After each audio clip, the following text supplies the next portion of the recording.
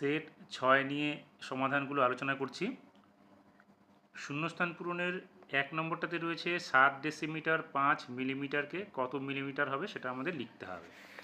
তাহলে 7 decimetre 5 millimetre, decimetre থেকে মিলিমিটারে গেলে কিমি হেমি ডেকামিমি ডেসি সেন্টি মিলি, তার মানে 7কে আমাদের কি করতে হবে, 2 ঘর যেহেতু ডান দিকে যাচ্ছে 7 গুণ 100 যোগ 5 মিলিমিটার হবে, মিলিমিটার।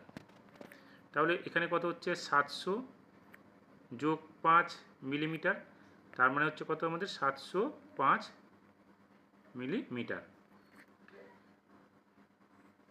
এরপরে 2 নম্বরটাতে বলেছে 9কে ভাগ করতে হবে 1000 দিয়ে, সেটা আমাদের দশমিকে প্রকাশ করতে হবে।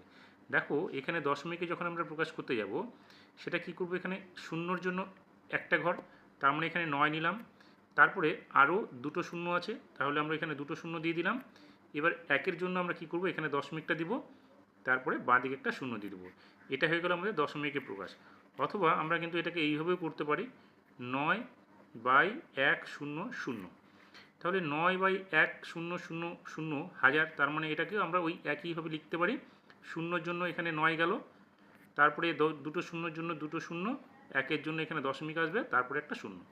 তোমরা যেটা সুবিধা হয় তোমরা সেইভাবেই করবে। এরপরে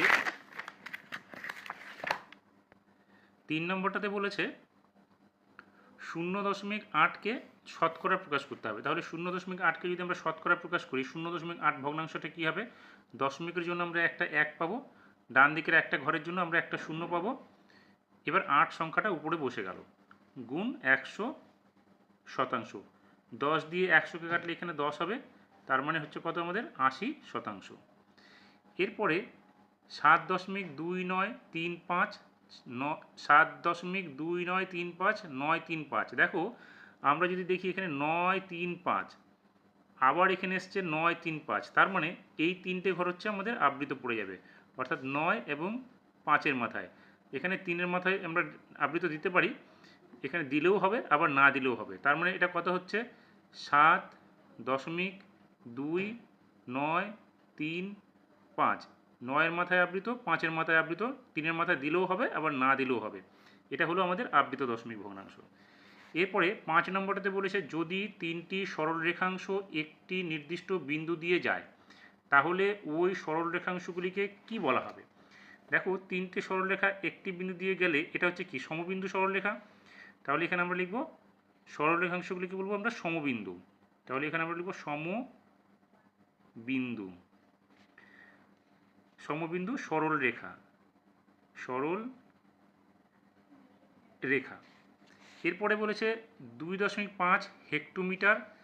এবার এখানে লেখা আছে সমান চিহ্ন দিয়ে 25000, এখানে কি হবে এককটা নিয়ে আসতে হবে। দেখো হেক্টোমিটার, 2.5 হেক্টোমিটার মানে দশমিকের বাঁ দিকের ঘরটা হচ্ছে হেক্টোমিটার।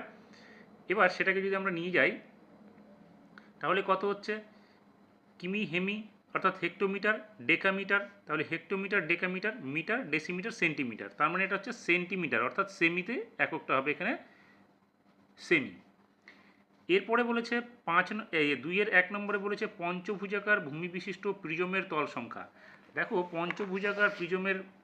পঞ্চভুজাকার ভূমি হচ্ছে এটা প্রিজম, তার তল সংখ্যা কয়টা, উপরে একটা নিচে একটা দুটো হলো, আর তল এই পার্শ্বতল কটা হবে 5টা, তার মানে উপরে একটা নিচে একটা দুটো আর পার্শ্বতল 5টা, তার মানে হচ্ছে 7টা। তাহলে আমরা এখানে লিখব 7টি, তাহলে এখানে হবে 7টি। এরপরে বলছে আয়তক্ষেত্রাকার ভূমি বিশিষ্ট পিরামিডের প্রান্তরেখা। তাহলে আয়তক্ষেত্রাকার ভূমি বিশিষ্ট পিরামিডের প্রান্তরেখা কি হবে, দেখো এখানে এটা হচ্ছে একটা পিরামিড, তার ভূমিটা হচ্ছে আয়তক্ষেত্রাকার, তাহলে এর প্রান্তরেখা দেখো নিচের ভূমি যেহেতু আয়তকার, তার মানে এখানে 4টি প্রান্তরেখা রয়েছে, আর উপরে রয়েছে কটা 4টা, 1 2 3 4, তার মানে হচ্ছে মোট প্রান্তরেখা হচ্ছে 8টা।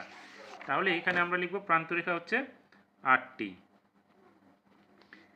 3 নম্বরে বলেছে একটি রশ্মির কয়টি প্রান্তবিন্দু আছে। দেখো একটি রশ্মির একটি প্রান্তবিন্দু হবে, তাহলে এখানে লিখব একটি। কেন কি, এখানে আমি যদি একটা রশ্মি দেখাই, এখানে ধরলাম এ বিন্দু, এদিকে রশ্মি চলে গেল, তাহলে এটা হচ্ছে আমাদের প্রান্তবিন্দু, এদিকে কিন্তু প্রান্তবিন্দু নেই কারণ রশ্মির অনির্দিষ্ট সীমা। এরপরে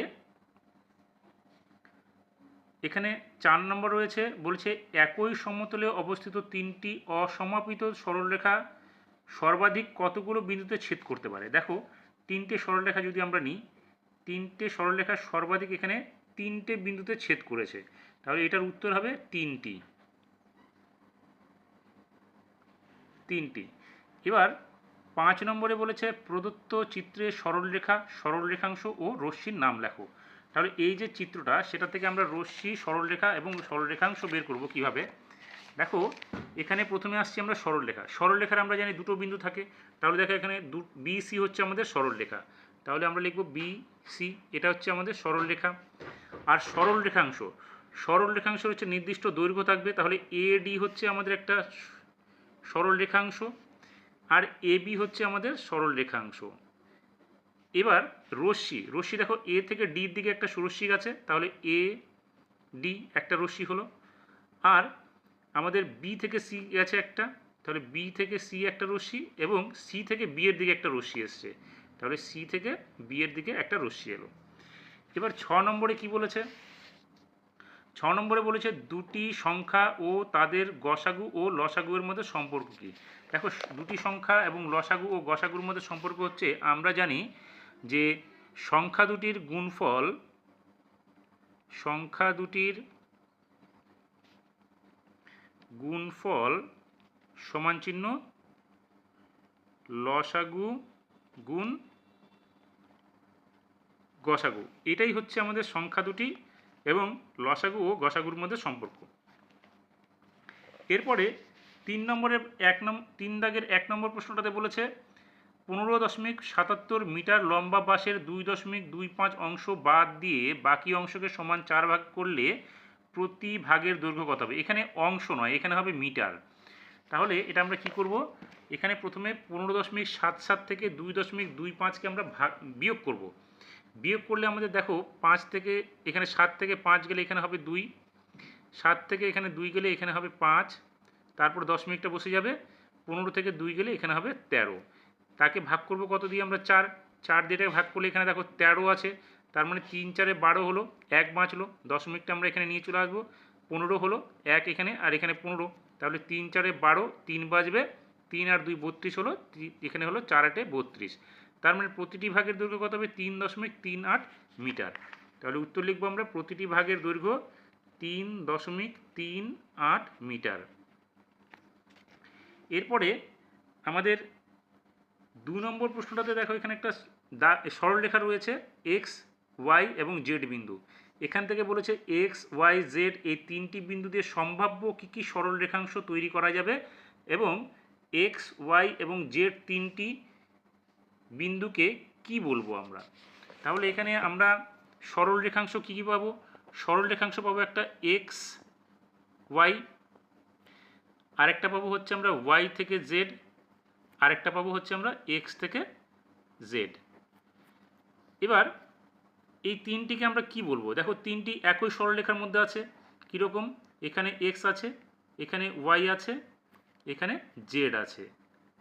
তাহলে এই তিনটে যেহেতু একই সরলরেখার উপর অবস্থিত, তার মানে এটা হচ্ছে সমরেখ বিন্দু। তাহলে এখানে আমরা লিখব এক্স, ওয়াই এবং জেড এই তিনটি বিন্দুকে সমরেখ বিন্দু বলবো আমরা, সমরেখ বিন্দু। আর এখান থেকে আমরা সরলরেখাংশ কী পেলাম, এক্স থেকে ওয়াই পর্যন্ত একটা, ওয়াই থেকে জেড পর্যন্ত একটা এবং এক্স থেকে জেড পর্যন্ত একটা। এরপরে 3 নম্বর প্রশ্নটাতে বলেছে তোমাদের ক্লাসে কোনো একদিন 7 জন ছাত্র অনুপস্থিত, ক্লাসে মোট ছাত্র সংখ্যা 35 জন হলে ওই দিন শতকরা কতজন ছাত্র উপস্থিত আছে। তাহলে মোট ছাত্র কত, 35 জন, অনুপস্থিত ছিল 7 জন, তার মানে উপস্থিত কত হচ্ছে, মোট ছাত্র থেকে অনুপস্থিত সংখ্যাটা বাদ দিব, তার মানে হচ্ছে 35 বিয়োগ 7, অর্থাৎ 35 থেকে 7 বাদ দিলে এখানে কত হবে 28 জন। এবার শতকরা উপস্থিত বলছে, তাহলে শতকরা উপস্থিত কত, 28 জন এসছে কতজনের মধ্যে, 35 জনের মধ্যে এসছে, গুণ 100%। এবার কাটাকাটি করলে দেখো 7-এর ঘরে নামতে এখানে হবে 4 7 28, এখানে হবে 5 7 35, 5 দিয়ে এটাকে কাটলে কত হবে 20, তার মানে 4 20 80% ছাত্র উপস্থিত ছিল ওই দিন। এরপরে এখানে একটা 4 নম্বরে একটা রয়েছে কি, সামান্য ভগ্নাংশে পরিণত করো 3.205, 2 এর উপর আবৃত এবং 5 এর উপর আবৃত রয়েছে। এটাকে আমরা সামান্য ভগ্নাংশে নিয়ে গেলে কি হবে, এটাকে যদি আমরা সামান্য ভগ্নাংশে নিয়ে যাই তাহলে দেখো এখানে আমরা কি পাবো, এখানে দশমিকের পরে 3 ঘর আছে এবং প্রথম ঘরটা এবং শেষ ঘরটাতে আবৃত আছে। যেহেতু মাঝের ঘরটাতে এখানে আবৃত নাই, কিন্তু আমরা মাঝের ঘরটাতে আবৃত ধরে নেব। তাহলে এখানে আমরা কত পাবো, 3টে 9 পাবো। এইবার দশমিকে উঠে গেল, আবৃতটা উঠে গেল, তাহলে 3 2 0 5 এই হলো আমাদের সংখ্যাটা। এবার এখান থেকে আমাদের বিয়োগ করতে হবে কত, দশমিকের এখানে আবৃত সংখ্যার বাঁ দিকে যে সংখ্যাটা রয়েছে দেখো 3, তাহলে 3টাকে আমরা বাদ দিব। তাহলে এখানে কত হবে, 5 থেকে 3 গেলে এখানে হবে 2, এখানে 0 2, এখানে 3 নেমে গেল, নিচে হলো 9 9 9। এটা হচ্ছে আমাদের সামান্য ভগ্নাংশ প্রকাশ হয়ে গেল। এবার 5 নম্বর প্রশ্নটাতে বলেছে 33.1/3 আমাদের ভগ্নাংশে প্রকাশ করতে হবে। তাহলে এটাকে আমরা আগে ভাঙাই, 3 33 99, তার সঙ্গে 1 যোগ করলে 100/3। এটাকে আমরা কি করব, ভগ্নাংশে নিয়ে গেলে, সামান্য ভগ্নাংশে নিয়ে গেলে যেহেতু শতাংশ আছে তার মানে 100 উপরে নিচে হবে 3 গুণ 100, শতাংশটা সরে যাবে। এবার 100 100 কেটে গেল, সংখ্যাটা কত হলো 1/3। এটাই হয়ে গেল আমাদের সামান্য ভগ্নাংশ এই শতকরা থেকে।